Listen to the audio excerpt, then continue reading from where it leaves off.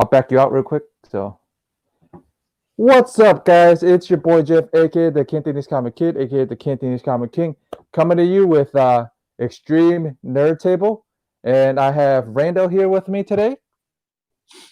Yo, So, solid. what you been up to, Randall? Working a lot. Still, Always. Well, no, I don't want to say always because this past weekend was my last weekend at my second job. okay. So it's over. So like today, I didn't work today. I got to enjoy my day. Mm. And what else? Yeah, I got to enjoy, and I get to enjoy my day tomorrow. Technically, last minute, my boss asked me if I can come into work. This is my current job, my main job right now. Right. So she asked me to come in and work like maybe 4 hours tomorrow night. So I don't have the whole entire day off like I would like, but 4 hours isn't too bad. Like I'll just go in and I'll have my Tuesday off so I can go pick up the books. I have a very large shipment this week. I can't wait because I want to display it. I got to figure out how I'm going to display it, but I'm getting this beautiful LED poster display. And I'm hoping like to cover the boxes here, the diamond boxes, and you can see the nice, beautiful display in the background. I forget how big it is, how tall it is, but I'm going to find out. I tried to order this months ago. It showed that it was available on Diamond. If you move those boxes from behind you, you can display it probably. Well, that's the thing is I think there's enough room on the table there that I can just take the frame and put it in front of the boxes. So I don't have to move the boxes, but I can put the frame there so that way it doesn't look so bad in the background, just a bunch of boxes behind me. Yeah. I look forward to the frame. I wanted to get this like when it first originally was offered, but I didn't have the money. Okay. It's $195 for this frame. Yeesh. Yeah, and that's not including shipping. And so like they don't tack on shipping until the following week. So for example, I'm probably gonna get like 3 boxes, maybe 4 boxes. If it's 4 boxes, because on average, diamond shipping is like $20 a box.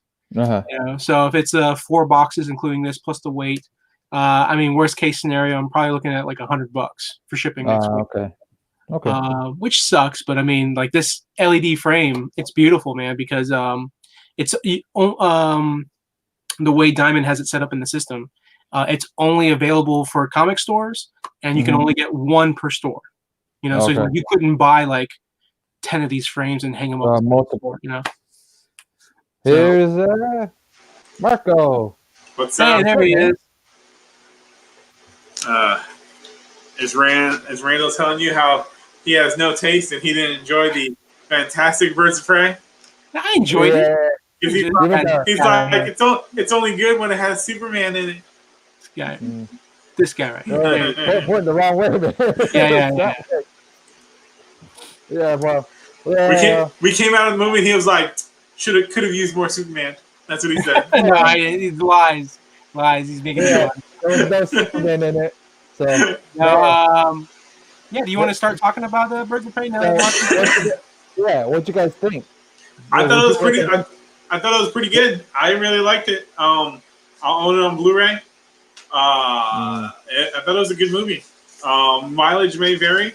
The thing is, I think the problem is everybody is conditioned. Too much Harley? No, well, here's the thing: they shouldn't really call it Harley and the Birds of Prey. It's an origin story for all the members of Birds of Prey. We already saw Harley's origin in the Suicide Squad film. By the way, let's not do spoilers. And so they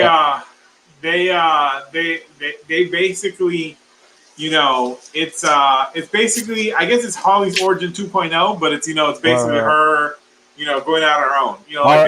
Like they do in the Harley Quinn cartoon. Like they do in the comics. I'm going to say hi to the chat real quick. Okay. Hi, Discovery Bay. What's up, JB? What's up, Grayman? All the way from England. Grayman's all the way from England, so watching us. So, what's up? Cool. Yeah. Was it like 3 a.m. over there? Yeah. So you guys enjoyed it. I mean, nothing wrong with it. I thought it was I mean, truthfully, I'll wait for it. Like I said, I'm gonna wait for it on Blu-ray because Yeah. I got a little bit of from no. little tied up. It's at least worth watching the movie theaters once. I thought they did a good job. I know that Jeff Wong loves the ladies. You know, I so thought you gotta go out there and watch that movie and love those ladies, man. I thought they did a good job with Black. Here's the thing, though. I was telling Randall this when we were in the car, and of course, no, I'm not going to spoil anything. But what I was telling Randall in the car is that comic book fans have a tendency to take certain characters in the comics and be like, "Oh my god, that character was so amazing! It was the guy." I'm like, no, it wasn't. You just think it was. But if you go reread, you'll be like, that was like a B tier villain. Black Mask, and I'm going to piss off a lot of people. Black Mask is a B tier villain. If Black Mask was B tier villain, if Black Mask was such a memorable villain, where is the Black Mask T-shirts? Where is all the Black Mask merchandise? You know what I mean? Like Black Mask is not like I thought. Ewan McGregor did a great job for a character that's pretty one note in the comics. It's basically a gangster with a black mask. Yeah. I'm gonna piss off a lot of the fans, but I mean. It's not. I can understand if you have a grievance with, Huntress or Black Canary. Those are characters that have been developed and shaped, and you know what I mean. And they've been around for decades. But Black Mask, I'm just like. So I know some people are gonna go on this and be like, Black Mask wasn't like he was in the comics. I'm like, well, that's kind of good because Black Mask don't really have a personality in the comics. Nope, not at all. Just I'm gonna kick Batman's butt. Yeah. That's it. I mean, overall, I enjoyed the film, but I will say this: like, it's not one of those films that I'm like, oh, I got to watch this movie repeatedly over and over again, like a bunch of times. Right. Like I would watch Man of Steel, obviously, because I'm a Superman fan. Of course. But I would watch that multiple times because even if I weren't a Superman fan, like I think the action scenes were great in it. I think Zack Snyder is known for his action scenes. Harley Quinn is like a much smaller budget DC film compared to the other DC films. Right. And I will say that my two favorite people in the movie were Ewan McGregor and Margot Robbie. Ewan McGregor was like over the top, but like not in a bad way. I think like in a good way, like a very entertaining way. Like I would have liked to have seen more Ewan McGregor. He was great. Honestly, if they write Ewan McGregor, if they write Black Mask in the comics, like the way Ewan McGregor played him, they're doing Black Mask a favor. Because he'll finally have personality. He'll finally have personality. Yeah. And of course Margot Robbie nails it as Harley Quinn. I don't know if she was better in this film or if I liked her better in Suicide Squad. I kind of feel like I liked her better in Suicide Squad because she was more of a side character in Suicide Squad. Nah, here's the thing, if you don't like Harley Quinn outside of Joker or Batman, then don't go see this movie. You have to like the Harley Quinn comics. You have to like Harley as a character. If you do not like her outside of being in Batman, and being in, the Batman animated series, and all that, and being with Joker, then you're not going to like it. You know what I mean? So he actually spent the money on the cup. Oh, he got the cup and the, show him the other thing. So they had two different kinds of tins. They had this one, and then they had the one with the hyena. They almost gave me the one with the hyena, but I was just like, this one looks a lot better. I would have took the one with the hyena on it, man. The hyena look. You really I feel what hurt this film, because the box office came lower than expected, and I feel what hurt this film is one of two things. Either one, it came out in the wrong time. Should have come out like March. Or because they made it, rated R, and you're really pretty much killing a huge chunk of your audience because preteens and teenagers can't go see the movie. Right. If you're gonna make a movie that's about a bunch of kick-ass women fighting, then like, how do you expect all your preteens and teenagers? I mean, yeah, they can have their parents go take them, but right now you're not in that. It would have been better if you had brought it out like in the springtime when kids are off of school and all that. Yeah. And then at least parents could have taken their kids. You're doing it like, probably one of the months, last month was New Year's, you know what I mean? And all that. So it's like, it's pretty much not the perfect time to go see this movie. And that's, and if it was rated R, if it was PG-13, all the preteens and teenagers could have went to go see it by themselves. Absolutely. You kneecapped the whole audience. Yeah, I mean, making it rated R definitely, I felt like, hurt the box office opportunity for Harley Quinn. Well, yeah, they said it hurt. They said it hurt it, man. Like, Yeah. It expected lower than normal. You know what I mean? Yeah, Everybody yeah. expected it here, but it's here. You know, it's here. I don't know if it was like somebody at Warner Brothers was like, "Hey, Harley Quinn is kind of like Deadpool." You know, like Deadpool's rated R, and that did really well. So like, this should be rated R. You know, Well, like it makes sense. It makes sense because if you watch the Harley Quinn cartoon, she's cursing. Everyone's cursing. They're saying Yeah. Oh, words. the cartoon is so much better. She's a rated R character, but the problem is this film should have been PG-13. Then Harley goes off and does her own movie, which is rated R. Right. And, right. That's what it should have been. And the Birds of Prey go on and do their own movie, which is another PG-13 movie. My first thing is Warner Brothers is stupid about doing titles because it's Birds of Prey, Harley's, whatever. Yeah, the Emancipation of Harley Quinn. Yeah, it should have been called Harley Quinn and the Birds of Prey. Yeah, right. That's what it should have been. But it's like this, you know what I mean? The title should have been this, but it's this. They should have been like Harley Quinn. The movie featuring Birds of Prey. The thing is, I feel bad for Warner Bros. Because they didn't do they did nothing wrong this time except the movie was rated R. They did it's reviewing well among fans and critics. If you go to Rotten Tomatoes and if you go to Metacritic, so they did nothing wrong except make the mistake of either releasing it in the wrong month or making it rated R, or both. Yeah, that's the only. They didn't interfere with the movie this time. They didn't, do any of the other crap that they did with Batman v Superman or with Suicide Squad.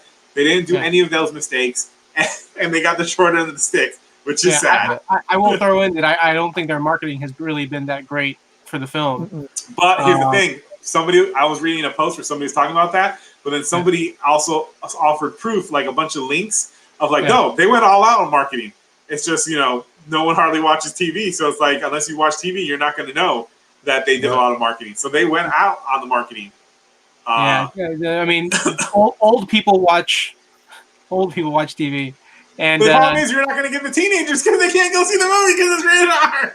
Yeah, no. If you're going to market to teenagers, you have to go on YouTube. You have to do social media like Instagram, which I'm sure they did, but you're not going to get the audience because they're going to be like, "I'd like a ticket for Harley Quinn." I'm sorry, you look like you're 15. Are you 15? Yes. Yeah, you're not getting to see this. This isn't the 80s. If you were 15, you went to a theater, they'd be like, "Go ahead."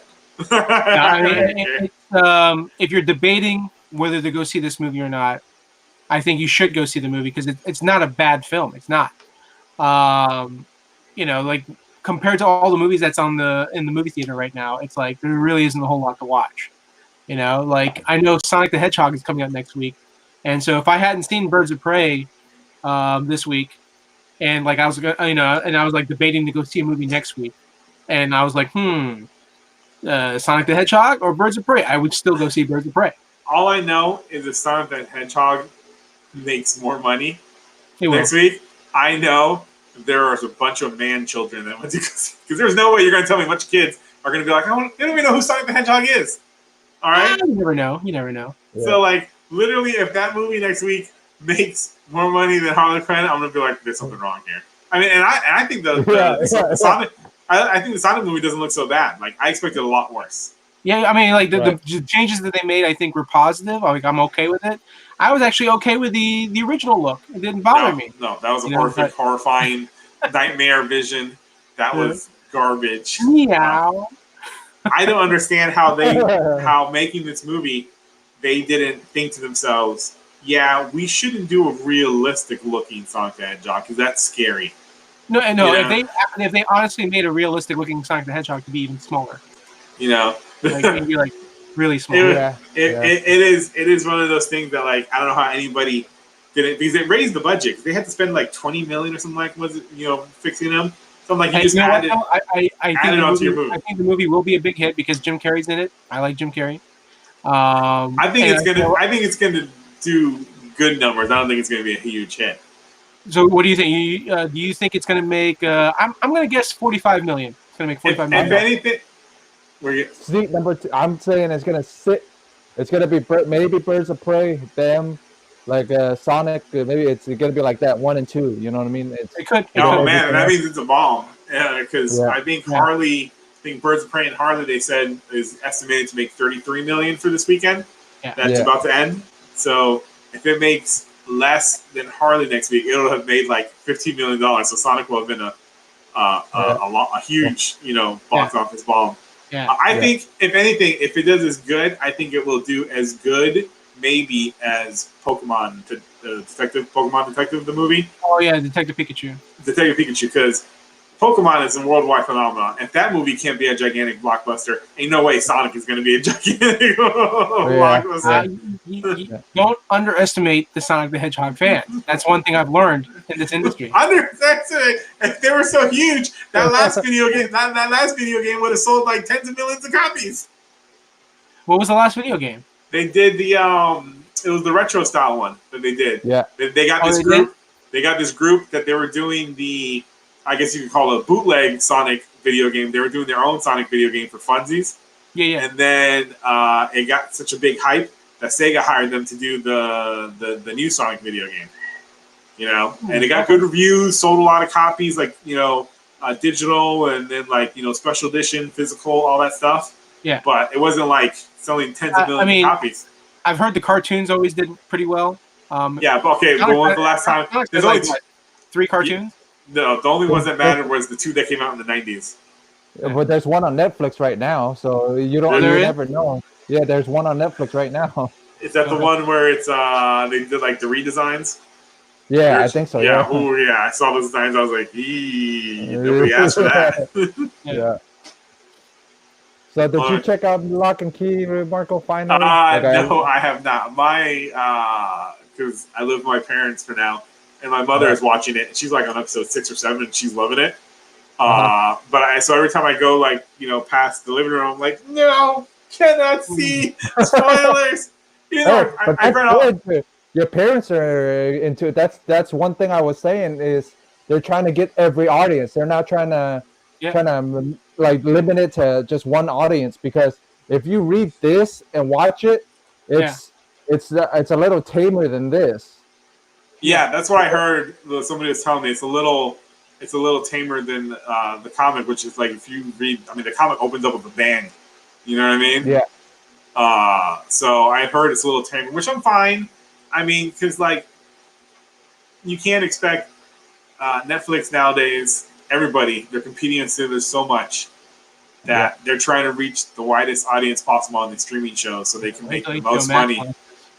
Yeah, but my big thing is it feels like they're pulling stuff from every volume. You know what I mean? Like they pulled some stuff from here, and then they pulled some stuff from here. You know what I mean? Oh yeah, I saw.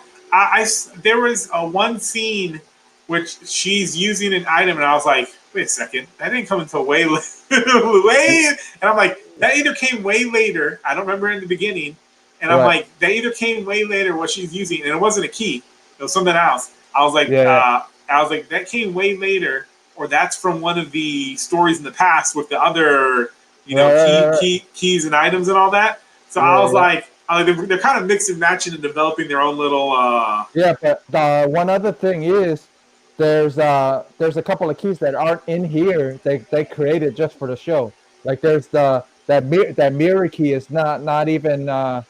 There's a key called the mirror something or another. Hey, no spoilers.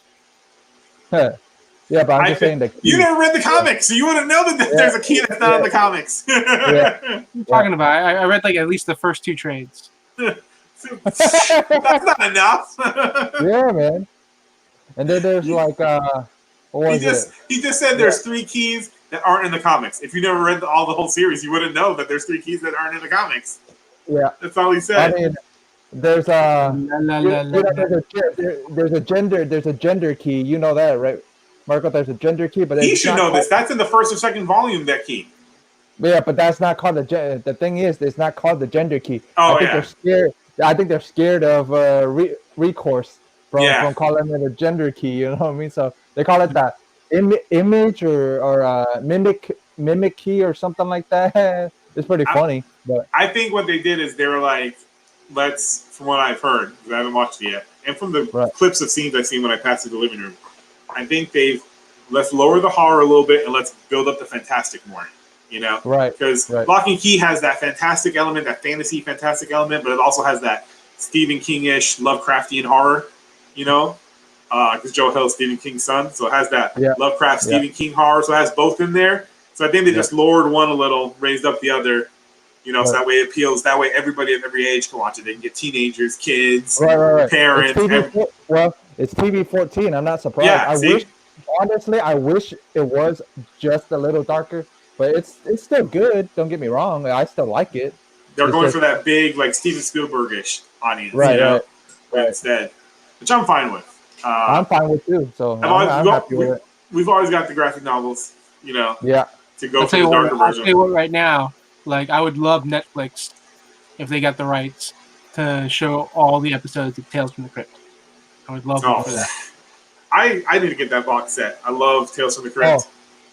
And then the actress, like when I saw the actress that plays well, if you read this, you know there's a well with the well lady, the Echo or whatever it is. Yeah. That they got the lady that plays her in the show. I think she could actually play a Vampirella. Like looking at her, like the way she, you know what I mean. She could pretty much carry a Vampirella anyway. I think. They need to do a new Vampirella movie. Yeah. I understand it's hard. I understand the one difficulty in doing the one difficulty. I was like pointing my finger. I'm like, let me switch fingers. The one difficulty in doing the Vampirella movie is you got to have a gorgeous woman walking around in basically not even a bikini. It's like so. I can understand that being the problem. But then the thing is, I think what you can't do in the comic, what you can't do because they've tried to do the Vampirella where she's like got the. Remember they did the one where she's got like the sort of like the shorts and the coat, and then they make her look more like a monster hunter. Yeah. And then that one did pretty good, but it didn't do good enough. So like, nah, we're gonna go back to the original look. Because I think they realized, look, for comic fans, they want the classic '60s, Warren look. But I think for film, you can get away with slightly different look that has more clothes on, and people will still enjoy it. You can have her go change and like, I don't really like this, man. Now that I think about it, like, didn't Sean Connery like wear the same thing in that one movie? Oh, fuck! What the hell is the movie called? It's a good movie, actually. It's a good movie. Man, something isn't it? Let me see. Hold on, I'm gonna look it up. It's actually a good movie. I think it's like '70s sci-fi or or early '80s. Yeah. I always love that movie. But yeah, he wears the same thing. It's just one of those suits when you're like, what the hell? Why is Sean Connery dressed in that? Yeah. Hold on, I gotta look it up because if I don't, it'll kill me. I'll just be like, damn it. Zardoz, Zardoz, Zardoz, Beyond 1984, Beyond 2001, Beyond Love, Beyond Death, Zardoz. John Borman came out in 1974, Irish-American sci-fi film. That's interesting. Yeah, find it. It's pretty cool. It's 70s sci-fi, so there's some little wonky stuff, but it's pretty good. If I were writing a Vampirella story, I'd have a character that looks like Sean Connery from that film appear. Well, the great thing is you can put it where she's wearing the bikini look because she comes from Draculon. So you can have it where she leaves Draculon, ends up on Earth. So on Draculon, she's wearing that look. She comes to Earth, and then she's like, well, I got to blend in. I can't be walking around in a bikini on Earth. So she puts on there, boom, and there you go. You give...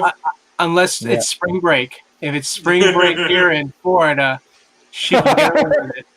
See, so the problem is, so if you want to do the problem is the type of film you want to do, like, and how the audience you want to reach. If you want to reach a wider audience, which means you probably do like a $30-40 million Vampirella movie, you have to ixnay the bathing suit after the opening when she arrives in Draculon. Now, if you want to reach, just that more hardcore audience, then you can do the $10 million version, and she's wearing the bikini throughout the whole movie, and you're fine. It just depends on how you want to. You can be successful with both. It just also depends on the company and how you're gonna. But I would love that because I think Dynamite owns them now, right? Because they bought the whole rights, didn't they? Yeah. Like early early 2000s they bought the rights to her, so Yeah. they own her. Yeah, Which that was one of those things when I was younger, and I was like, oh man, I would love to buy the rights to Vampirella when it was like defunct. And then it was just like, oh, Dynamite buys it. And I'm like, man, that's such a great property. Because a lot of these things, when the companies go under, like Marvel, they're sitting on cross-gen. They're never going to get rid of that. They're never going to do anything with it. And they're sitting on, and Marvel is sitting on Malibu. I forgot about that. Yeah, and they're never going to do anything with that. It's excuse after excuse of why they can't use them. Yeah. So we're never going to get Malibu back, which that's a great universe of superheroes. There's only one person in this world that can do anything with those properties. Thank you. His name is Kevin Feige. He won't. He won't unless. What was it? I swear I thought I read somewhere that they said that they were doing when they were doing the Prime movie, Malibu Universe Prime, when New Line was, I think it was New Line was developing it. Okay. Not New Line. Was it New Line? I think it might have been New Line because it was way back when, before Marvel decided to do Marvel films. Oh, okay. I remember reading somewhere at some point when they did Marvel films, they had also been thinking about still doing Prime just in case the whole Iron Man film didn't do good. Then they could fall back on we have this universe of other characters we can exploit in cinema. I don't know if that's true or not, but I remember reading that. I wish. Do you think if someone ever came along with the right amount of money, that Disney would or Marvel would release Malibu? Maybe. No, because you know why? I don't think so. Unless Disney was in a very precarious situation. I don't think so, because I think Disney would be scared that somebody would then take those characters and make a popular rival series of movies that would, compete against them. And they don't want that. That's why they're never going to get rid of cross-gen. They're never going to do anything with cross-gen because they don't want to create competing films against themselves. I can see some of the cross-gen properties. I can see them being turned into animated films. That would be awesome, but Disney doesn't want to do that more until somebody else does it first, and they're like, "Oh, how cool would it be? How cool would it be if Disney Plus was like, hey, we got some room in our budget to do some different stuff. Let's take some of the but it's not going to go on Disney Plus if it's going to end up be cross-gen stuff. It might go on. I have something on Hulu. That would be awesome. Yeah, it'd be on I'd Hulu. watch that. Cross-gen animated films on Hulu, straight to Hulu. Ooh, that'd be so good. Yeah. I know William T. Rollis would like it. That's the thing that he's a cross-gen fan. He's not in the chat yet. No. That's the thing that's the thing that kills me though, because I love those Malibu characters, and just to think that's a whole universe of awesome superhero characters never going to see again. We're talking about Disney in general. Hey, have you guys read the article about how they're trying to? I think they're trying to bring in Rogue in Captain Marvel 2. Yes, I love that. She's going to be my hero. I will be there to see Rogue, the hero. When people be like, "Oh, did you see Captain Marvel 2?" I'll be like, "Yeah, I saw Rogue, story hero of a mutant fighting the villain Captain Marvel." and at least they have to, hire an actress that is better looking than Anna Paquin. I don't know what you're talking about. We don't know this guy. If y'all want to get him for what he just said, we're fine with that. He's ugly. She's a pretty girl, but I don't think she was right for Rogue. But who would you want to play Rogue in the first place? The new Rogue. Honestly, I think they should get somebody that, instead of trying to get somebody to do a crappy Southern accent, get somebody who actually is from the South who can do a genuine Southern accent, a real one, not that weird, stereotype one. If she were younger, Jamie Presley probably would have made a good Rogue. She has a really good Southern accent. She does. What about? I don't think she'd be a good Rogue. And she's fit. Emma Stone? You think? No. Emma Stone would be better as Shadow Cat or something like that. Oh, okay. I was just curious. Anyway, just throwing names out there. I don't know. I think it's kind of hard. There's what's her name? Alexandra Daddario or whatever. She was in the first season. Baywatch? Yeah, she was in Baywatch. Yeah. She was in Baywatch, the movie. She was also in the it came out 10 years ago, I think. No, less than 10 years ago. The Percy Jackson. Oh, Percy Jackson films. She might be good. it's just you have to do a Rogue that's, you know, she has that attitude. It's not just the accent, it's the attitude, because for the films they made Rogue the more gothy Rogue in the Marvel and X-Men films. You know, she's going to be like, you know. You Well, guys would not laugh. just X-Men films, You but guys would also laugh like in right now the X-Men Evolution, the animated series. if Christina Ricci was younger. Oh, Christina Ricci. No, too tiny. I think too tiny, too small. I think it's you know, it all depends. I think it's going to be interesting to see who they get. I'm super excited because, don't get me wrong, I like the first Captain Marvel movie. I just like the X-Men a lot more than any of Marvel's other properties. So I'm super excited for Rogue to appear, because it means there might be a possibility that Mystique is in there, you know, because she's behind a lot of Rogue's, you know, bad girl stuff. People are gonna expect on it. I would pick up a first appearance of Rogue now before it goes to shooting up in price. Because once that trailer hit, you know that thing's gonna go. Every major X-Men character's first appearance is gonna shoot up once they start appearing in the MCU films. You know. Let's see. It's Avengers Annual 10. Is that correct? Yes. Yeah. First appearance of Rogue. So let's see what's that do. What is that doing on eBay? Let's go check. Let's see if even the mere mention of Rogue possibly being in it has raised the prices. I'm gonna go check that right now. Hold on. Avengers Annual 10. Oh, first thing that pops up. Let's see what it's selling for. Let me go. Sold items. Let's see. Oh, I mean, let's see. 8.5 sold for a bit under $70.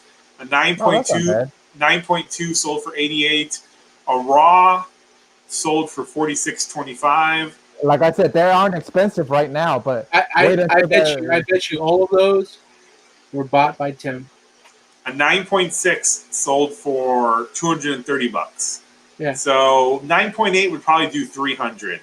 So that's CGC. So raw, if you can find a really great looking quality that you might think might be 9.8, probably raw would probably be like $100.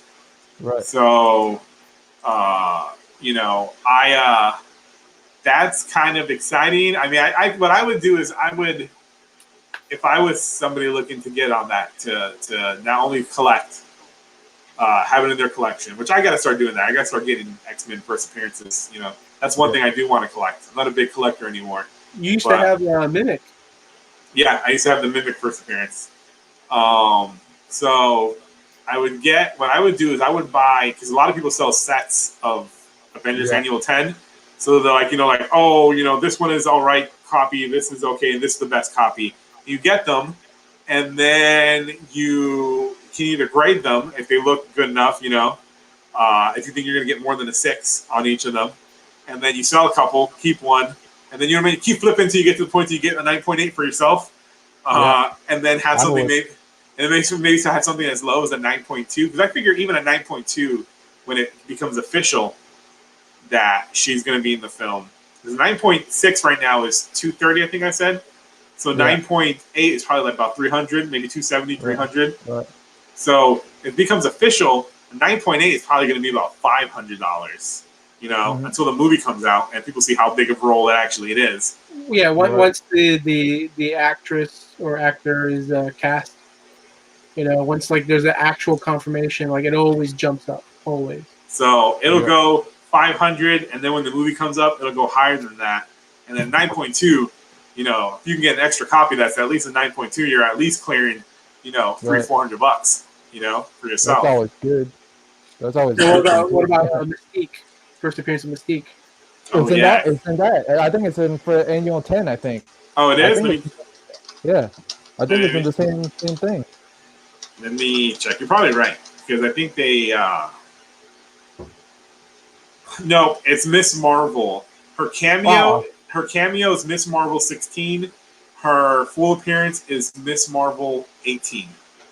Okay, so I was wrong. But So how much I is know that Miss Marvel 18 going for? Let me check. Let's see. Mystique's always been one of my favorites anyway. So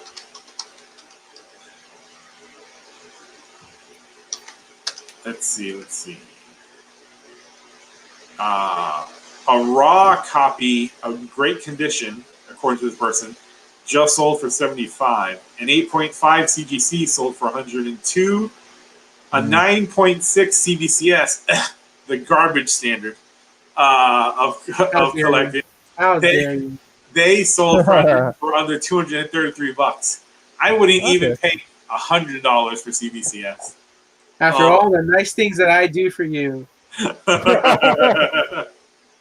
9.0. You're just asking so for you bad can't say karma. nothing. You're You're just not asking even for there bad anymore, karma. man. So you can't really say anything. A 9.0 sold for 104. So literally, it's at a good. I think right now Miss Marvel 18 is it's not a hot ticket. There might have been a little tiny bump just because people thinking, ooh, if Rogue's in there, maybe Mystique. But I think now would be the time to get the Mystique first appearance. Also, like if I had the money, I would get that first. Then the Avengers Annual. Since we're doing a little bit of speculating, also, I'm curious because you got Doctor Strange 2 that's already being getting ready to be filmed, and there's talks that Brother Voodoo is going to be in the movie. Ooh, his thing, I think, is at a higher price for a while because I remember he kept being like, "Ooh, Voodoo might appear in this. Voodoo might." Yeah. So let me check that. Let me check Brother Voodoo. This is the thing I love about comic collecting. It's a little speculating. Like me and Randall will talk about this stuff all the time. Me too. I like it too. It's always funny when you get a book for $3 and then go look at 3 months later, it's like $20 to $30. You're like, what the heck? I love that when Tim told me about the at Star Wars Blank, man. Like I've sold 3 of those, and each of them I've sold for like roughly like $65, $70, I think, or $75. And aren't you glad he told you? And aren't you glad Marco helped you find him? yeah, of course. Strange Tales 169. So, this is insane. Really cheap? Hold on. No. Hold on. Really? No way. No. What? So, guess how much a night. Okay, because here's the thing. That Brother Voodoo first appearance is Strange Tales 169. So, there's not a lot of high grade copies, I guess, of it. Okay. Guess how much a 9.6 sold. Now, hold on. The 9.6, according to this description, was the top 6.4% of graded comics of Brother Voodoo first appearance. I'm going to say 250. Huh? I'm going to say 250. All right, what do you say? First appearance, 9.6. I say in 450. You're both wrong. It sold for $1,825. Dang. If this kind of price is right, Jeff would technically win. He was the highest. Yeah. So it was also done on a bidding. You know, they didn't put it for like buy now. They didn't put buy now. But here's the thing: a raw copy sells for about 100 to 170. Well, 80. Well, depending on your condition, it could be like 80 to 170. A raw copy.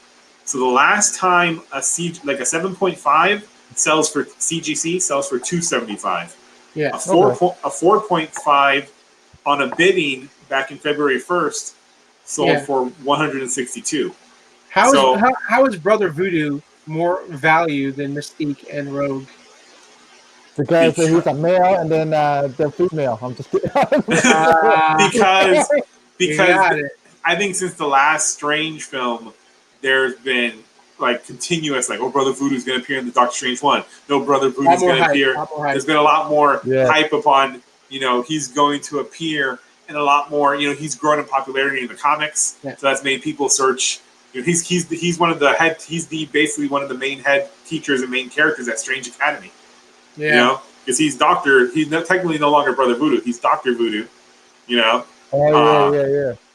So literally, he's his popularity has gone up in the comics, and now all the speculation.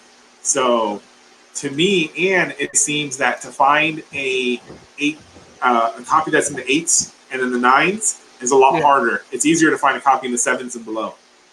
So it's incredibly hard to find an 8. So if you can find one in the 8s or 9s, I'd get it graded, slabbed. And I think once he appears in that movie, sell it, and you'll probably make over 2 G's. Yeah. Yeah, I'm pretty sure. Was it like Fantastic Four? Because there's been some talks about that recently. So I'm sure Fantastic Four is going to be, once it's cast and confirmed, like going up. See, this is what I need. Crossing my fingers. I hope it's a decent casting and decent, decent film. Yeah, me too. Me too. This is why I need money, because I would get all these, like Brother Voodoo, Fantastic Four, all that, just so that I could slab and sell those, just to get all the X-Men really stuff I want. All you got to do is write a really good story and sell it to one of the big companies. So it's so funny. Like, it's crazy. I was watching Joe Rogan the other night, and it's like an older episode of Joe Rogan, and he was talking about how there's this woman who writes these stories. He writes the books. I think they're digital books on Amazon, and it's basically softcore Bigfoot porn.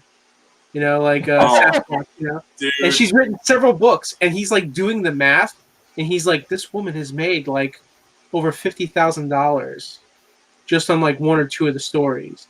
And so he's like, they've sold this many copies. Like, there's clearly a following. There's people that are buying this, reading this, and enjoying it. And he's like, and it's like so crazy. It's so crazy that like this, that there's an audience out there that wants to read. Amazon has romance porn. Amazon. There's an audience for everything, man. Yeah, there's an audience for everything. Amazon Kindle has opened I remember when I worked at Target, one of the employees, she was an older woman, and she was telling me a friend of hers wrote romance novels, and she was making like $50,000 a year just writing romance short stories and novels. Amazon Kindle, because back then Amazon didn't do also print on demand; they only did digital. Yeah, now you can do that, man. Now you can do. Well, it's one of my plans, but I gotta finalize some other things first before I jump into that. Oh. But you could write like a strong. I'm not doing romance. I'm not doing romance. I'm just gonna do the type of stuff that publishers, like the type of genres or cool stories that publishers won't do. You know what I mean? I'll do those books, and then I actually have a publisher that wants to publish a book of mine. I just haven't finished it. It'd be really hilarious if you teamed up with your mom. So you could get paid and you wrote like this romance novel just for fun, because you're the writer, and I'm sure your mom has some ideas. And you just like put the stories together. You put it on Amazon. You split the money. Everyone's happy. I have a friend, Douglas. He's a filmmaker. He's directed like music videos, commercials, and stuff. And he lives in New York. And he was telling me, he was like, dude, write some fucking porn and throw that shit up on Kindle and make a shit. He's like, just write some fucking porn, man. Just do it. There's you'll make a shitload of money. There's an audience for everything. Yeah. I would. And he squeezes her soft. Look, Jeff's getting excited. It's working, and I'm not even typing it. But I'm just saying. I mean, I want Marco to actually, make the money where he can actually buy all this stuff that he wants and then flip it. Dude, what would probably work? Jimmy Palmiotti and Amanda Conner should do a novel version of The Pro. And then do that, and I bet you that would sell like crazy. Probably would. I mean, they already have. They'll be at Emerald City the next weekend, so I'm probably going up there to just have them sign Vengeance of Red Barella the early 90s. Don't tell them my idea because they're gonna look at you weird. No, or Jimmy looks at Jeff and they get home and they're like, it's actually a genius idea. Yeah. He looks at Jeff and he's like, and then when he gets home, he's like you said, that's brilliant. Who's that guy? And then Amanda's like, Jeff Wong. He's like, let's see if we can find that guy. I'm going to give him credit and a little bit of money for helping. And Randall's like, no, that was my idea. they won't find Jeff, and I'll tell you why. Because they're gonna get his name wrong. They're like, "What was his name? Jeff Dong? His name's Jeff Dong. No, I can't find any Dong." That's messed up. What is that? Some John Hughes racism here? No. What? Oh, that's right. What was that? 16 Candles? He's half Japanese. He's all right. He's half Asian, so he's allowed to. Oh, that's right. That's right. I have the pass. That's right. That's right. I forgot. It's not a multi-pass, but it's a half pass. Yeah. Randall's secret Asian. Yeah. It's like a counter. There's only so many times that I can do it. Like a counter. Ding! I have like 69 more times. Like No. If you were, I remember I was watching this thing where it was a comedy skit, and it was these comedians, and one of them was Asian, the other one was half Asian, and the other one was a quarter Asian, and they were like the council. And I've seen that. and they were talking to a person, and they're judging them. They're like, "You can't say that." Yeah, and they go, we can say that, and then like the quarter Asian guy says something like, "Oh no, you can't say that either." You're not Asian enough to say it. Yeah, you maybe a little bit. You definitely. Yeah. That was genius. I love it. Yeah, that was good. What books came out on Wednesday? I haven't read anything in a bit. Oh, is that the? Which one is that? Is that the Joker Harley Criminal Sanity? That was the one that you looked at it and you're like, oh, this is garbage. Is that the one written by Jeff Lemire? Or is that the other one? No. This is the one written by the lady. What the hell is that lady's name? I never said it was garbage. I know. I'm kidding. Yeah. I just said there's too much. Just like when I walked out of the movie theater, I didn't say, "Oh, movie theater for Superman." It's Nico Suyan. Yeah, Nico Suyan did some of the covers. But I think Anna something or another. It's a female writer. My problem is I think there's too many Joker, Harley Quinn, Black Label books. Well, honestly, I like this way better than any of the other ones. This is one of my favorites because I've always liked the criminal, the profiler type. No, the profilers. Like I always wanted to. Oh yeah. I've always wanted to be a profiler, and I've always thought like Harley, like the basis of Harley is a profiler. You know what I mean? Oh yeah, because this one's different. She never becomes Harley Quinn, right? Not yet. She's just hunting down the Joker, right? Like he's a serial killer. Yeah. I think it's kind of neat. Kind of like a bone collector type.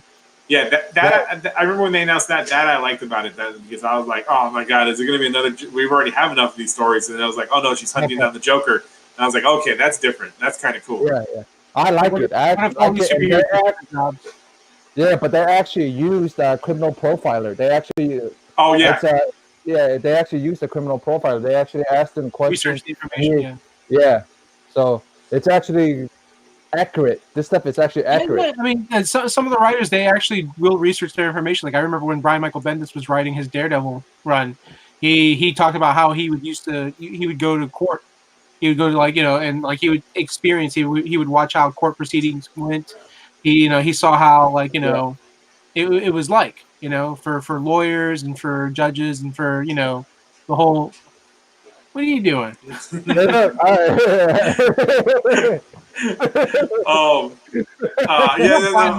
not blind like Daredevil. I can see you. No, speaking of Bendis, that's what he also did with Powers. When he was doing Powers, he actually wrote. He rode with cops around. He did one of those ride-alongs. Yeah. And he rode with cops so he can know what how cops really are. Do you think the same thing with Miles Morales? Do you think he hung out with gay boys? No. Hey, I want to learn a little bit about his kids are African American, so that's because he has adopted. I think he has 2 daughters. Well, that is something Randall can't do. No, you're not allowed to, Randall. Yeah. No, I didn't say anything wrong. You sure? I can't. I can a little. You can't. Yeah. Look, if Dion Cole were here, he'd back me up. I finished reading. What I finished recently reading was Doc Frankenstein, The Wachowskis collected the comic they did with Jeff Darrow and Steve Scroce. They released it as an oversized hardcover. They did. What'd you think of that? It's really, really good. I read it. I started reading it back in the day, and I read like the first 3 issues. This was like 2009, 2010. Yes, true. William Sorrells is just arrived. There he is. Look, there he is. We were talking about you earlier, William. We're like, where's that son of a bitch? No, what were we talking about? We were mentioning something that I knew that he would really love. Birds of Prey? No. No. It's something else. I don't remember what it was. That's a movie? You had to watch it. No. I remember now. Malibu and what the hell is the other thing? CrossGen. Yeah, we were talking about CrossGen. He's a big CrossGen fan, like you were saying. He's a big we were talking about like William, since you just rolled up. We were talking about that it would be awesome, since Disney owns CrossGen, if they did CrossGen animated films on Hulu. Because they're not ever going to do live action, because but we thought that would be awesome. So let us know what you think, William, if you'd like CrossGen animated films on Hulu that really adapt that awesome material. Like Sojourn or Scion. Did you read any of those books back then? Me? Yeah. This is something that came out this week. Like I skimmed them. I really like the art on those. Those books were amazing. My favorite was Route 666. The one that I liked was the Barbara Kiesel one that she wrote. What was it called? It was Barbara Kiesel wrote it. Joshua Middleton did the covers, and it was the girl, and she gets the Sojourn abilities. William Sorrells will probably pop in here and say who it is. I forgot. He's got to know it. He's got to know it. Let me see. But Barbara this came out this week. The man who effed up time.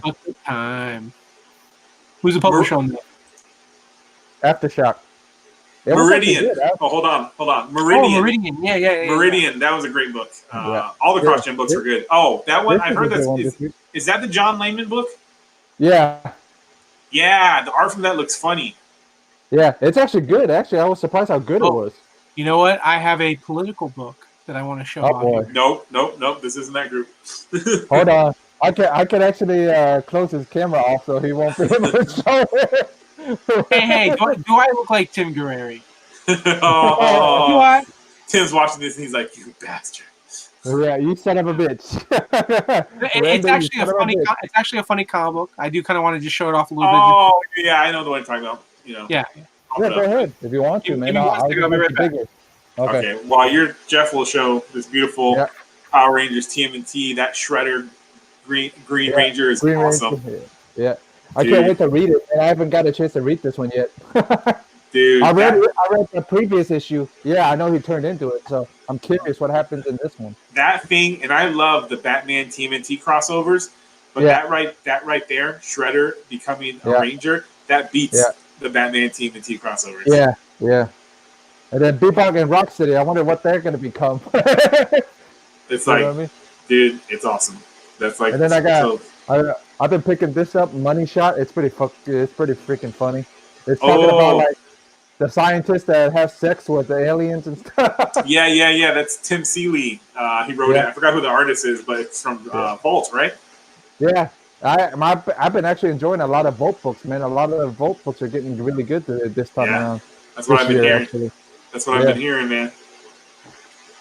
It's pretty freaking fun. Like a lot. Like I picked up a pretty decent amount, and then I picked up Vampirella, like always. Yeah. Vampirella. Look at that. And this is Ben Oliver cover. So. Oh yeah, he's good. Yeah, and then I picked up this. It's the Sherlock Holmes villain. Oh, now who put out that book? That is Titan Comics. Oh yeah, I love them. They do a lot of great licensed titles. Yeah. They do Robotech, the Robotech remix. Freaking love that book. I still got to read some of these. I only got like 4 books left to read. I got a chunky stack in my box at Randall's house of books I need to pick up. Man, honestly, Randall should be you're helping Randall. So It should be at least a credit. I can't do that to him. He's a poor Nah, man no. like me. So poor, so poor. Well, yeah, if he was a little smarter with it, he would be okay. Yeah, Damn, Jeff Yeah. said you a bad comic book seller. It's like- that part of the Asian fails you. yeah, pretty much. Yeah. That's why he's only half Asian. That's why he's only half Asian and not the full Asian is not going to be kicking his ass right now. Are you ready? Okay. For our conservative friends out there, for our hardcore Trump Oh my friends, god, he's gonna piss off Don't somebody. worry, um, Yeah, don't worry. I'll block you off. I'll block it off when somebody complains. Show it off. Go ahead. meaning like regardless of like whatever it's Round, a comic book and it's meant to be like funny and fun, Yeah. you know. But anyways, here it is. Here it is. Are you ready? There you that's not that bad. go. Here you're AOC. Do you know how much? Do you know how expensive her freaking first cover was? That Oh, I know. that lady did. Carla Cohen did. Well, which one is it? Is it the Carla Cohen, the Wonder Woman one, where she's holding the flag. but which company? Is it the Keen Spot book or is it the other book, the Devil's Due book? Yeah. The I think AOC? it's the. Devil Do. Devil Do. Yeah. Yeah, I think it's the Devil's Due book too, man. That thing is so damn expensive now. It's like almost $2,000. I want to show off some pages here. Okay. For those that know me, I am a Bernie Sanders supporter.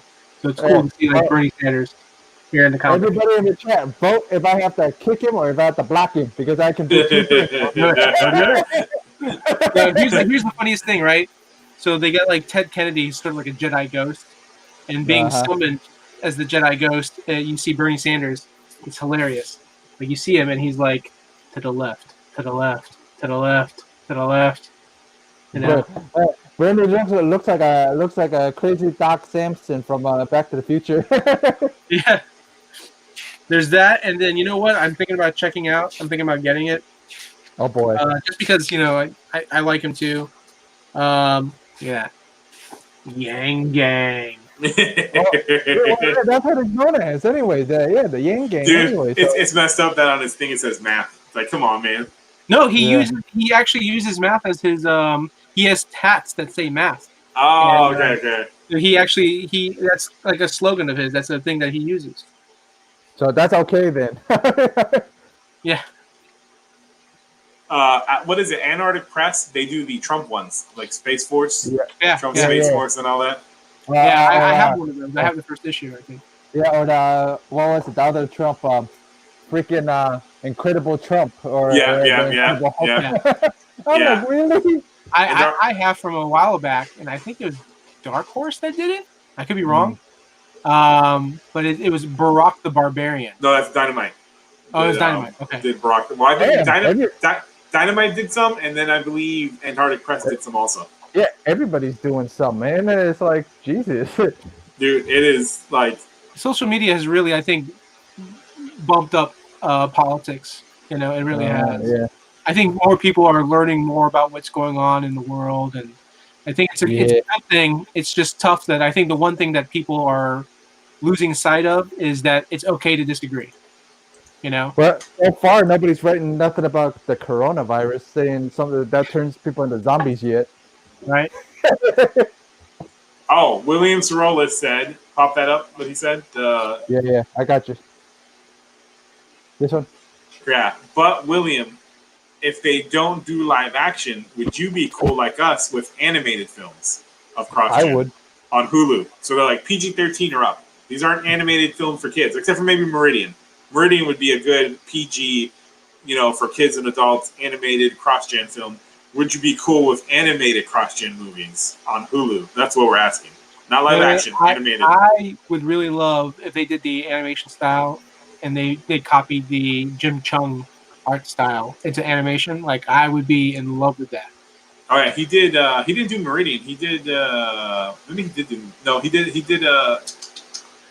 I forgot which book it was. It wasn't Meridian. I can see it in my head. I just can't remember the title. CrossGen was so good because they were Who's like. the purple lady? I don't remember. But here's the thing I was gonna say about CrossGen. They're so good because they said screw it. We're not going to do superheroes. We can't compete with Marvel and Do DC. fantasy. We're going to do fantasy and sci-fi. And it was fucking awesome. Yeah, it was refreshing. It was like just, and it's cool is I think CrossGen did it at the right time because so many other smaller publishers I think were kind of like just closing up and not producing as many comics. Wave the Rat was awesome. Yeah. Here's the thing: if you ever read Route 666, it's basically like a 21st century Buffy, Yeah. And it was really awesome. Like I just love that line. It's just sad. Can't get no trades that collect all the books. Can't get no no new books, no merchandise, no nothing. I think what I'm gonna do is somebody had posted because how people bound comics. They get single issues and they get hardcovers and softcover trades made. Yeah. So I think I'm gonna start doing that for stuff that's not gonna get collected ever.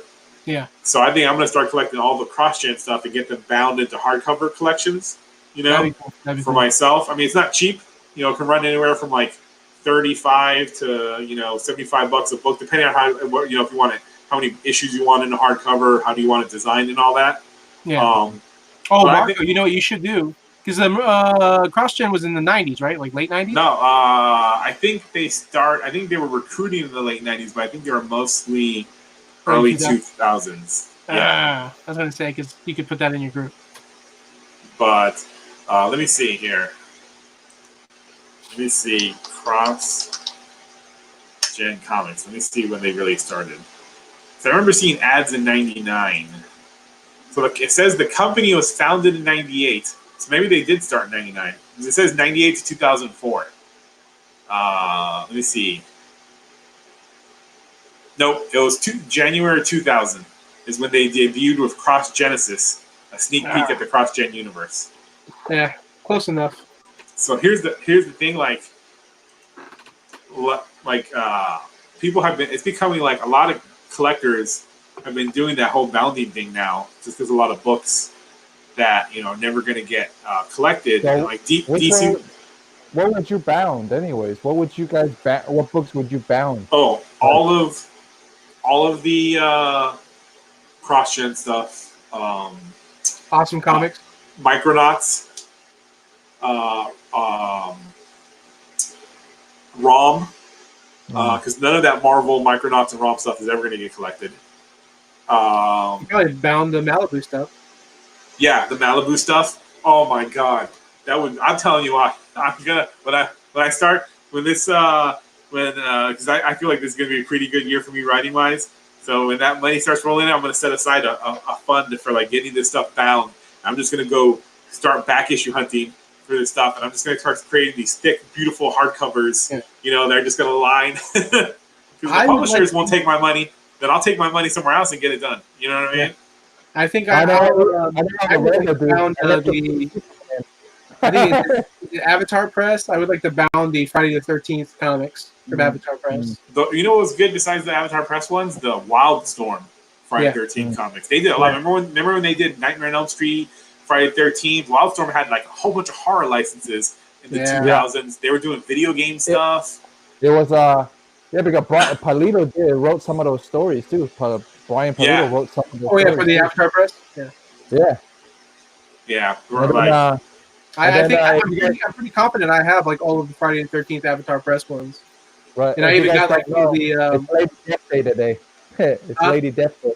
It's Lady Death Day today. Oh, is it? Yeah. Oh yeah. Brian Palito was posting about that. Like a bunch of people were. So that was pretty. Crap. I'll be right back. Don't go anywhere. Okay. Well, while he's doing that, I'm going to show off some of these DC previews here. Yeah. We're doing the 80th anniversary 100-page super spectacular for the Joker. That's cool. Hold on, let me make you bigger so you can share some stuff. Yeah, we can see it. Yeah, and then they're also doing it for Catwoman. Yeah, who's writing it? I know who's doing that, but who's writing the Joker one? Joker one, they've got, let's see here, a bunch of different writers. Brian Azzarello, Paul Dini, Dennis O'Neil, Denny O'Neil, Scott Snyder, Tom Taylor, James Tynion, and more. So, I wanted to mention this, and you should jump in on this group too, because you like 90s comics, Jeff, right? Yeah. I have this group. I just made it before it was a private group. I thought I had sent you an invitation, but I guess I didn't. So I have to say, actually, I'm gonna send you an invitation right now, if my phone will. I got this group. I got this group I've had since November, and it was a hidden private group called 90s Comics Strike Back. Okay. And we have a lot of fans and pros in there. Oh, that's cool. So especially the pros, man. We can get them on the show. Some of the pros on here, if they want. Why is it not? All right, let Well, me restart Marco should reach out to the pros. Marco knows the pros. You should reach out to them. Say, hey, I do a show every Sunday. Let me restart my phone here. I gotta restart it too. Every time I hit the group button, it doesn't want to go to the group. So I have this group, 90s Comics Strike Back, which I think if you type in 90s Comics Strike Back, it'll show up now in the search engine. Yeah, I got you. I had it hidden. Today we made it visible. Right. And like, it's a private group. You know a couple of a couple of creators too. So, and it's a private group. It's a private group, but we opened it now to where people can find it if they type in like 90s comics. Right. So we have I think 132 people. Started it last year in mid-November. I think maybe. Yeah, but honestly, 17th. I think you could have way more than that. Rando's already. His comics, whatever, he accepts everybody and anybody. Oh, yeah. I don't, because we have it where when you apply, you have to answer 3 questions. Oh, okay. So that before we had it, when it was hidden, we just, invited people, and then, we would just check out, make sure they weren't douchebags. And then, we don't accept no sellers, man. Because a lot of sellers try to jump into the group, start to sell shit on the group. Yeah, I hate that. We don't allow that. Like, I do allow people to promote their 90s style comics, because we don't just talk about 90s comics, we talk about 90s style comics. So, people, comics today that have that 90s flavor. So I allow people to, if they have a Kickstarter, Indiegogo, I allow them to promote in there. But we keep it, we keep it positive. The whole thing is no religion, no politics, no hate, respect, don't, we have a whole 5 rules, Right. You guys want to hear something funny? I got kicked out of a group because one was hanging up behind me. What is? Oh, really? For real? Yeah. No, because this one was that one was actually right here. So why is it because your picture had it behind you, or you guys were doing a chat and it was in there? No, I was doing a live video. And then the guy said he sent me stuff to tell me to either take it down or hang something different on the wall here. So then I didn't get the message until he kicked me out of the group. So I'm like, okay, whatever. What was that? Christian comic fans? No, it was because supposedly they had kids and stuff on the group. What are kids doing on Facebook? I'm sorry, but unless you're 18, you shouldn't be allowed on social media. I think teenagers, because there have been studies that have shown that social media is not good for teenagers and kids, and I think unless you're 18, you should not be allowed on social media at all. I disagree.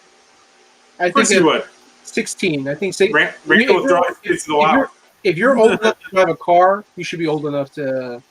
No, because there's a difference. Because I think the stuff of the past, there's been studies that show. Nothing against the kids today, but the kids today can't deal with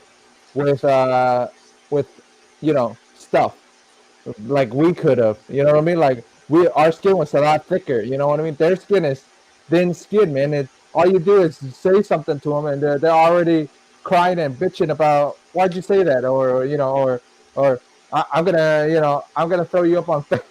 You know what I mean? I'm gonna blast you. Well, there's also been studies that have shown that that your brain doesn't stop developing until you're 25, I think it is. So and that they shouldn't, you shouldn't, we're letting people go to war at 18, join the military at 18, but you can't drink until you're 21. A lot of messed up stuff in society. That's why I say 18, you can go on social media.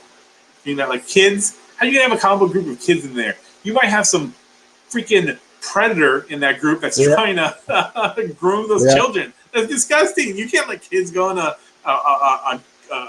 public group, even if it's a public group.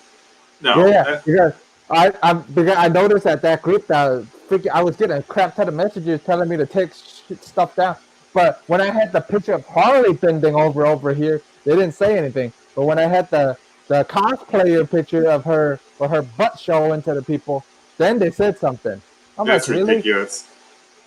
Right, if I have a cartoon butt showing, you guys don't say nothing. But if I have a real butt showing, you should just get like a piece of paper and like just draw a line down the middle of the piece of paper.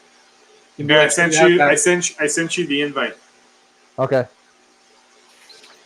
So yeah, if for people in the chat, if you love '90s comics, like you love them, don't come on and if you don't love them, go search on Facebook. Do a Facebook search, '90s Comics Strike Back.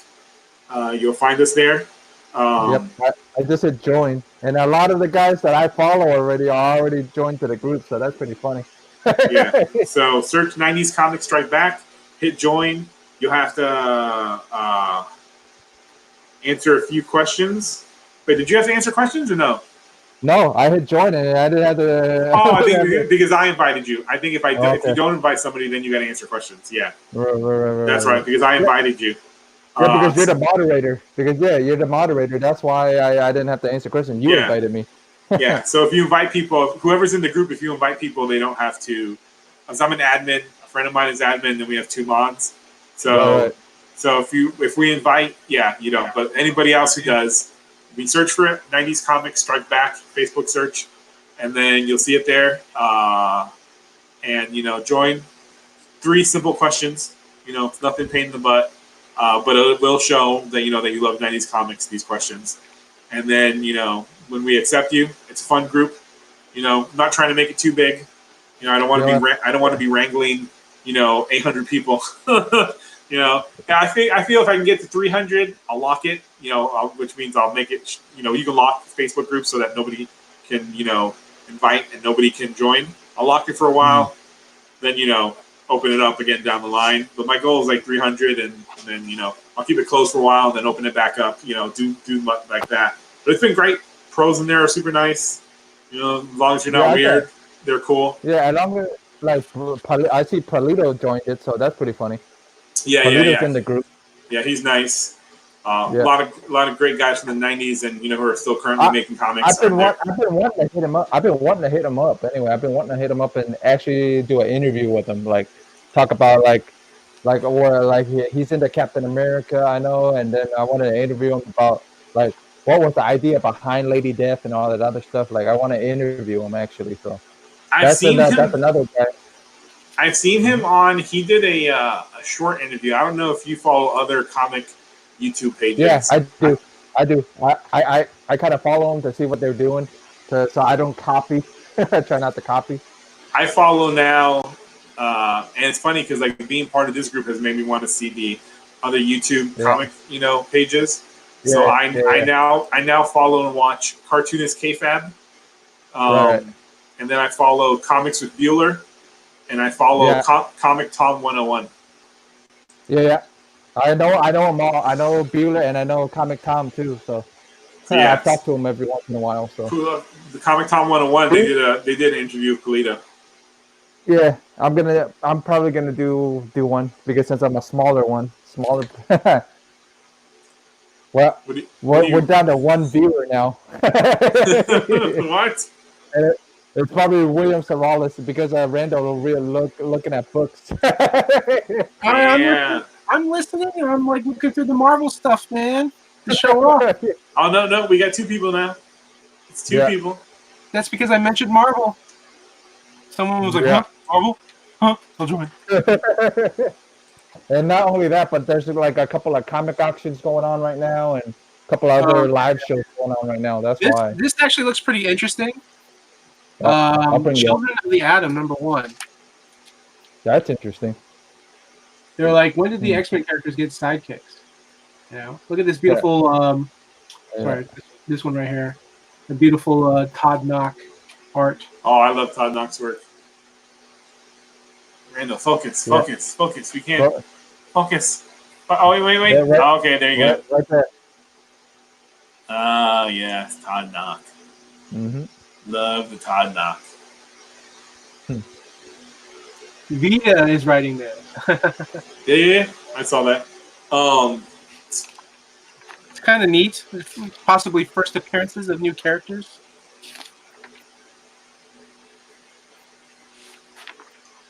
We need to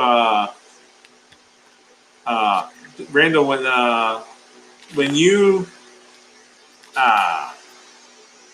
put on your Facebook page, like, hey, or do you put on your Facebook page when the show goes live, or do you wait until the show's done and then you put the link on your page and say, hey, go check out the video? No, I always put it out. I always put it out on Instagram, Facebook sometimes. Yeah, I'll put it out. It's just, Okay, cool. yeah, I'll put it out all the time. It's because all the other guys are going, like, there's 3 other guys going live right now. There's an auction going live right now. There's something else going live. You know what I mean? So a lot of them are split in between watching them and watching us. Ah. So, yeah.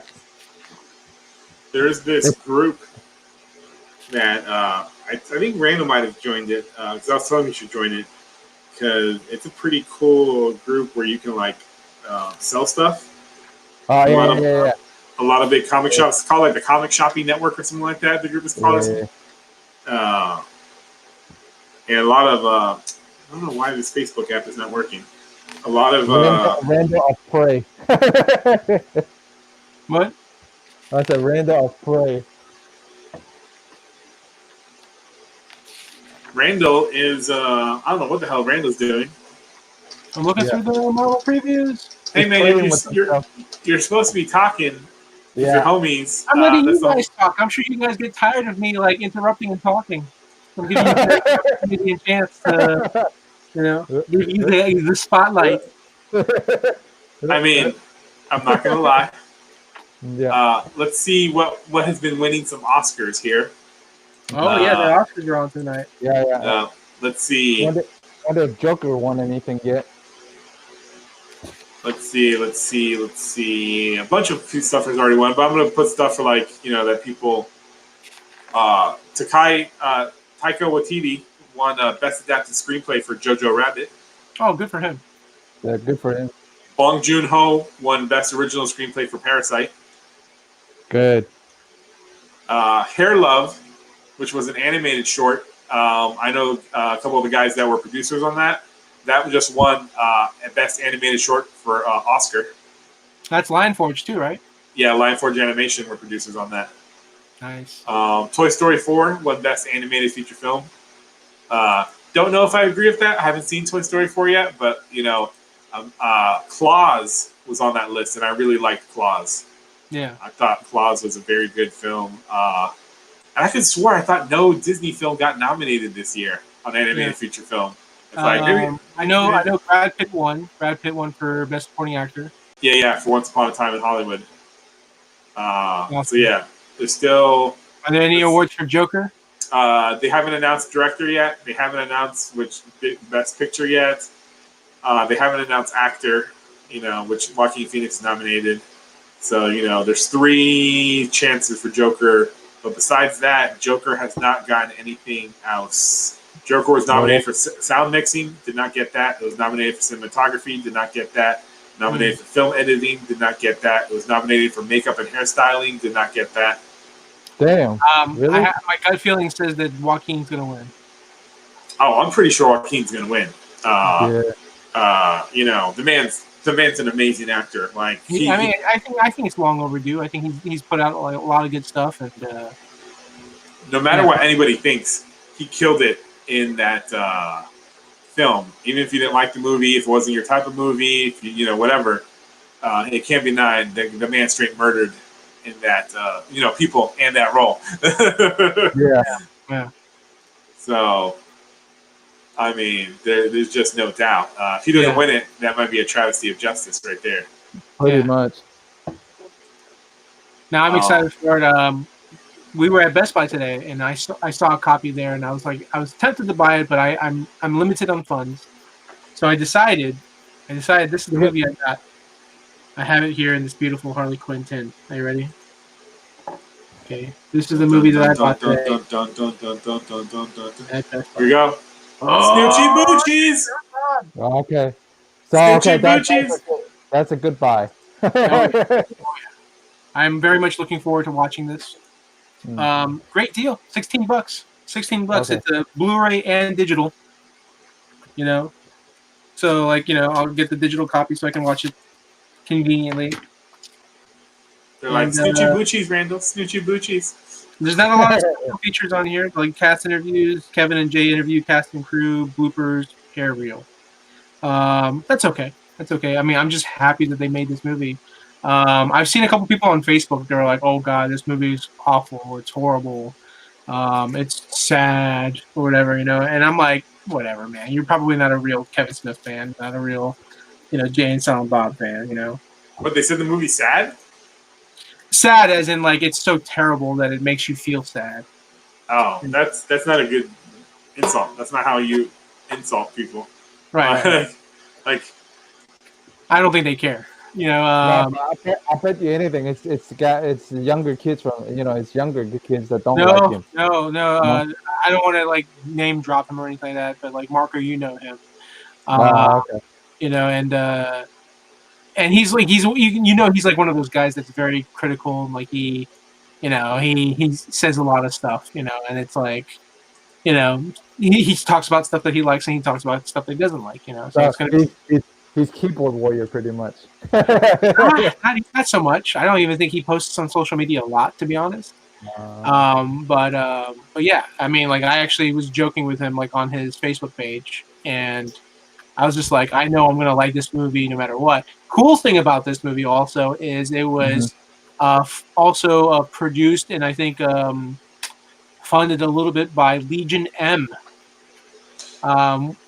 Which is cool because like Legion M is like they're supposed to be like you can buy into Legion M and you can be like sort of a what do you call it, a stockholder. You can be part of the their whole program, their whole deal, and it's basically like, and they ask people, they have like a Facebook group and everything, and they would ask like members, and they say, hey, check out our emails. We have a list of possible projects that we might invest in.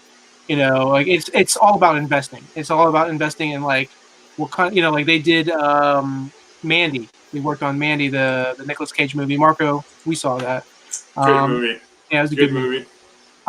They also did the Tolkien movie, which is based on the biopic, the J.R.R. Tolkien. Yeah.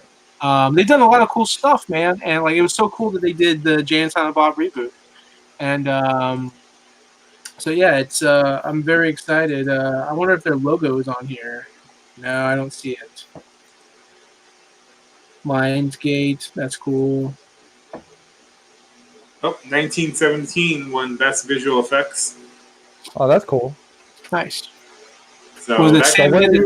Right? that beat Lion King. That beat Lion King, Irishman, Endgame, and Rise of Skywalker. Oh, I wonder if like Irishman's gonna win any awards. I'm glad it kind of beat Irishman because I actually watched it and I'm like, I liked it, but it was a little weird. Some of the special effects was a little weird. It's a long movie, right? It's a long movie. I thought it was Martin Scorsese was like, you know what? I'm getting paid a lot of money to do whatever the hell I want, so I'm going to do it like this. I don't care. 1917 actually got a number. It won for Best Sound Mixing, Best Cinematography, Best Special Effects. Yeah. So Sam Mendes is a phenomenal director. So I'm just hoping that while we're having this conversation that they like announce like, winner for best. Well, I think it'll be a while. But I'm hoping at least Joaquin Phoenix. Like best actor, Joaquin Phoenix. That would be such a huge win for DC. That'd be like DC like looking at Marvel films like, take that, Avengers. Like if he wins, Joaquin Phoenix wins best actor. Joker is definitely not winning best picture. No. Oh no. I mean, like honestly, like the writing and the directing, like it wasn't bad, but I don't think it deserves best picture. I mean, the best thing about that movie is straight up performance. Walking. Yeah. Did you watch the movie, Randall? I did. I was with you. I didn't watch Joker. You didn't watch Joker? No. You went with somebody else to watch a comic book movie? Oh yeah, yeah. Son I of a- went with Tyler. I went with Tyler. Sorry, man. Who did you go with? Tyler. You bastard. Friendship over. I thought you guys went to see it in New York. That was the week of New York, right? We were gonna go, but we didn't end up going. That was a whole thing. Because where we were staying was Jersey, like right, maybe 20 minutes away from the convention center. Yeah. So to go from Jersey to I'm sure we could have found a theater in Jersey, but it was a whole thing. So we just didn't go. So you still haven't seen Joker? No, I'm pretty sure someone's gonna buy it, and I'll grab their code. Yeah. And it's gonna be a while. It's gonna be a while for me. Different gonna buy it. Unless if I get some more money soon, then I'll pick it up. I do love Todd Phillips. I like his movies. Yep. I He's a good enjoy. guy. And now here's the thing: there's talk of where Todd Phillips at first is like, "Oh, this is a done-in-one movie," but then when it made over $1 billion, Todd Phillips is like, "Oh, well, we've been talking about a possible sequel." Oh, hey, thanks, great man. Hope you get some good sleep, man. Yeah, thanks, buddy. So See you later. So Todd Phillips is all now like, "Oh yeah, down for sequel," and I think they said if they did a sequel, they would explore Bruce Wayne more in the sequel. You know what I mean? Yeah. So which is kind of weird because Bruce Wayne is like 10 or 12. I think he's like 12 in the Joker film, and the Joker's supposed to be, I think, in his 30s or 40s. Yeah. So if at the end of Joker 2, if it jumps ahead in time, if Bruce Wayne is 19 and becomes Batman, is he fighting like a 50-something-year-old Joker? Isn't that beating up the elderly? Hey, I said the same thing for Captain America: First Avenger. When you got super steroid Steve Rogers taking on old man, can't remember the actor's name, Mr. Smith, old man, Mr. Smith. Oh yeah, but he was all under that makeup. Yeah, Red Skull. Hugo Weaving. Hugo Weaving. Yeah. Hugo Weaving. Yeah, he was all under that makeup, so you didn't see his real face, his real age. Yeah, but he was pretty pissed off. He did, was because, it was before, I mean, technically, his real face was the mask in the movie. But Parasite won Best International Film. Nice. So Bong Joon-ho's got to be like, oh yeah, he's like, give me those American films, give me those American money. Oh God, I hope not. American money, yes. Not don't ruin him by making him make movies here. He had actually done 2 movies. It could be Asian Guillermo del Toro. He actually did 2 movies. He did the one with Chris Evans. Chris Evans is Captain America, right? No, wait. Chris Evans is Captain America, right?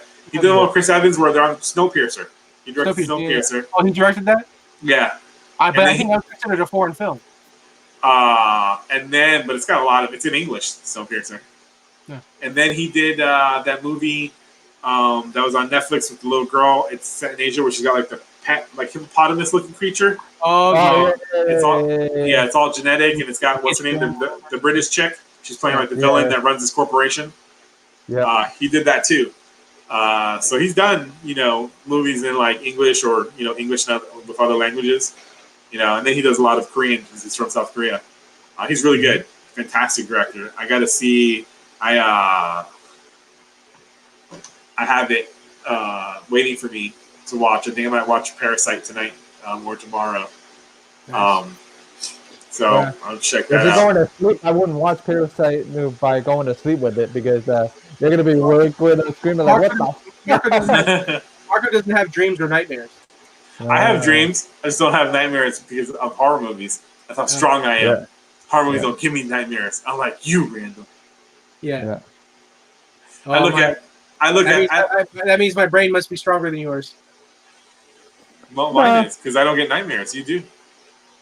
Yeah, but mine conjures like nightmares that are so strong that like you're like your nightmares are your nightmares are so weak you would have no nightmares. No. That doesn't even make any sense. That doesn't even make any sense. That makes no sense.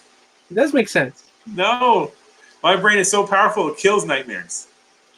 While it's sleeping. We're looking at it like the glass half full, glass half empty. my brain kills nightmares in its sleep. Sure. It can't even manifest it, so how can it kill it? Yeah. So Tim said he may make it, maybe not. So I'm assuming he's still not feeling up for it. So you know what I mean. After getting out of hospital, so. Oh yeah, when did he get out? I think he got out sometime last week. Yeah, So- I texted him. He said that he was in there for 3 days. So I just don't know like what day he went in. He went in on Sunday. Oh, he went on Sunday. Yeah. So he came out on Wednesday. So yeah, he got out Wednesday. Yeah. So he's still not up for it. He's still probably out of it a little bit. So. Oh, dude, yeah. I mean, like I'm glad things worked out, man. He said it was like a blood clot in his knee, and they caught it. Yeah. So like, yeah, I'm glad he's doing better. Yeah, me too. He definitely needs to get his rest. You know. I'm glad that he's doing good. Because he caught it himself, right? I don't know. I think he just went for like a checkup. I think, or No, he told me he felt funny, so he went into the emergency room. He felt a little, yeah. Oof. He saw like something weird or something, and he went in. And they caught it, so that's a good thing. That is good.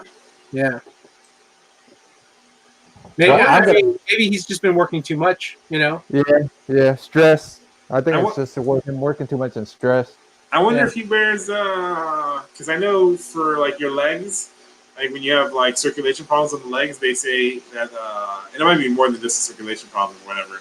They say like compression socks for like the blood flow, you know, to help with like blood clots. I wonder if they have him doing that. It might just be one of those things that like no matter what he does, it's just a condition that's that's crazy. Good thing that he caught it though, because then this would be a sad episode of a very sad episode of Extreme Nerd Table. In memory of, or in remembrance of.